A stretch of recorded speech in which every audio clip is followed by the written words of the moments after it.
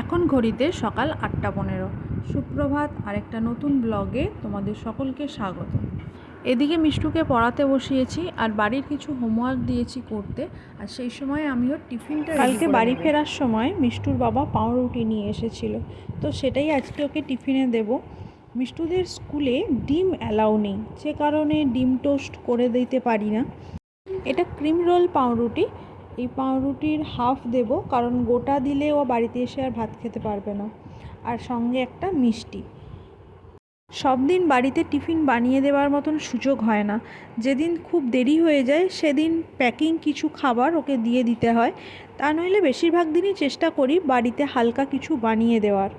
সকালে স্কুলের সময়টা এতই তাড়াহুড়ো থাকে যে বেশিরভাগ দিনই স্কুলের বেশ কিছু পড়া আমাদের রান্নাঘরের এই স্ল্যাবের মধ্যেই কাটে।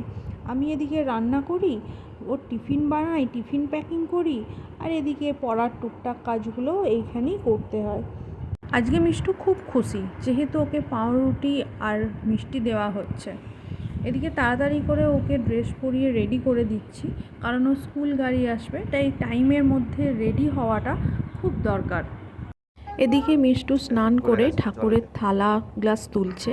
এটা মিষ্টুর রোজ সকালে স্নান করে স্কুলে যাবার আগে এই কাজটা ও নিজে থেকেই করে, ঠাকুর পুজো দেয় এবং বাসনগুলো পরিষ্কার করে রাখে। আমি ভাত নিয়ে বসে পড়েছি ওকে খাওয়াবো বলে।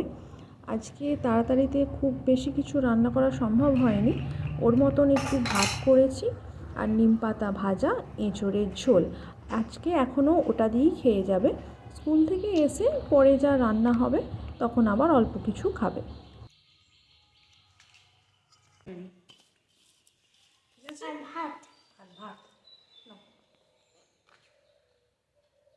মুখটা বন্ধ করো। আবার কি? নিম পাতা খেলে রক্ত পরিষ্কার থাকে, পেট ভালো থাকে।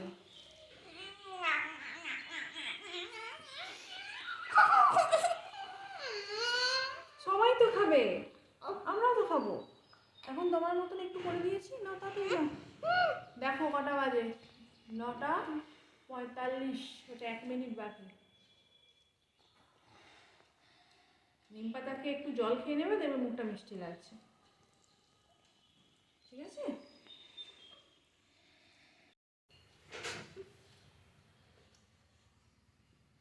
এই যে তুমি সবসময় এত মিষ্টি খাও, পেটের মধ্যে তো কিলবিল কিলবিল করছে পোকাগুলো। এই নিম পাতাটা খেলে পোকাগুলো সব চলে যাবে।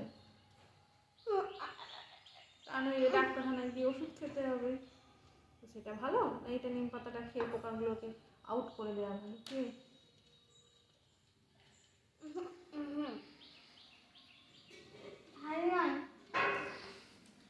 বাবা আবার নিম পাতা প্রথম থেকে শুরু করে শেষ পর্যন্ত খায়। জিজ্ঞাসা বলো। হেভি টেস্টি, শুরু করে শেষ পর্যন্ত হেভি টেস্টি। নিম পাতা তেতো হয়, টক হয়। সবই ভালো লাগে মুখে, তুই কি স্বাদ বুঝিস না? আমার বাড়ি মাংস, চাউমিন আর পাঁচকাঠি চাল লাগে। যার কোনো গুণ নেই।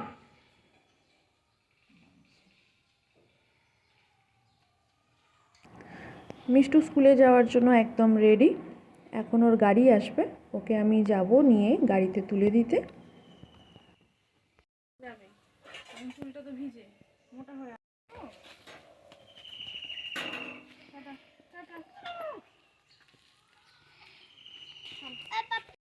বাড়ি ফিরে এসে কিছু কাচার জন্য জামা কাপড় ছিল, সেইগুলোকে ডুবিয়ে দিলাম। আর সকাল থেকে শুরু করে এখনো পর্যন্ত যা বাসন আছে সেগুলোকে আগে পরিষ্কার করব। সবসময় চেষ্টা করি বাইরের কাজগুলো একটু তাড়াতাড়ি সেরে নেবার, কারণ গ্রীষ্মকাল পড়ে গেছে, বাইরে প্রচণ্ড রোদ। ঠিক আছে, আমি নিয়েছি।